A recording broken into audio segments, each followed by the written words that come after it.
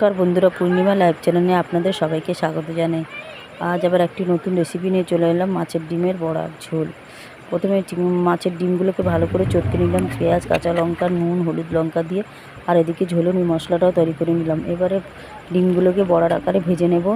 ভাজা হয়ে গেলে নামিয়ে দেখুন ডিমের বড়াটা কত সুন্দর হয়েছে। আর আগের থেকে আলু ভেজে রেখেছিলাম, সেগুলো দিয়ে এখন রান্না করব। কড়াইতে তেল দিয়ে কালো জিরে ফোড়ন দিয়ে তার মধ্যে মশলাগুলো দিয়ে কষাতে থাকবো। কষানো হয়ে আসবে, তার মধ্যে দিয়ে দেবো হলুদ দিয়ে একটু নাড়াচাড়া করে দিয়ে দেবো কাশ্মীরি লঙ্কার গুঁড়ো লাল হওয়ার জন্য। এবারে পেঁয়াজটা আমি লাস্টেই দিলাম। পেঁয়াজটা লাস্টে দিয়ে একটু রান্না করে একদিন খেয়ে দেখবেন কত সুন্দর টেস্টি লাগে। এবারে আলুগুলো দিয়ে মশলাটা কষিয়ে তার মধ্যে জল দিয়ে দিলাম। জলটা যেই ফুটে উঠবে তখন ডিমগুলো দিয়ে দেবো।